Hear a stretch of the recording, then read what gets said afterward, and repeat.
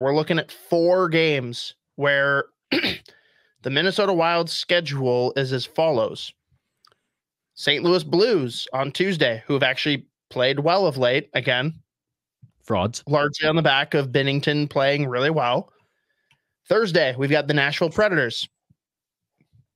Sunday, the Chicago Blackhawks. Tuesday, the Calgary Flames. All 4 of those, winnable. If you think that you're a team that should make the playoffs, you should win all 4 of those games. What's the cutoff here? Like, do you think going 500 is good enough? Do you think getting more than half the points, so let's call it 5 out of 8 points, good enough? Do you need to win 3 out of 4? Do you need to win all 4? Like, what do you think is the cutoff for reasonable expectations? Yeah, if they, I mean, obviously 5 out of 8 points is nice, but I need to see them win 3 games. That's what I need to see.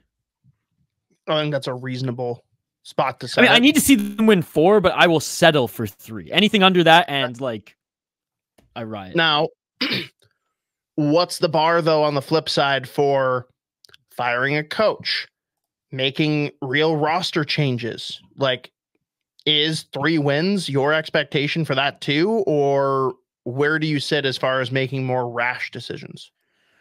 Oh, that's a good question. I would say, yeah, you don't, if you win 3 out of the 4 games, then you don't make any changes. But if you go anything under than that, then something. So yes, it's the same bar for you, regardless. It's the same bar. Yeah, it's the same bar. I think 500 is the bar for me. And that doesn't mean 4 points because you win 1 and lose 2 in overtime. They got to win 2 games. They have to win. Yeah. If you have to win half of these 4 games that are very winnable. Otherwise, changes need to be made, whether that's shifts in the roster, whether that's Dean Evason being gone, whether that's players being traded. If you don't win 2 out of those 4, it is embarrassing. Yeah.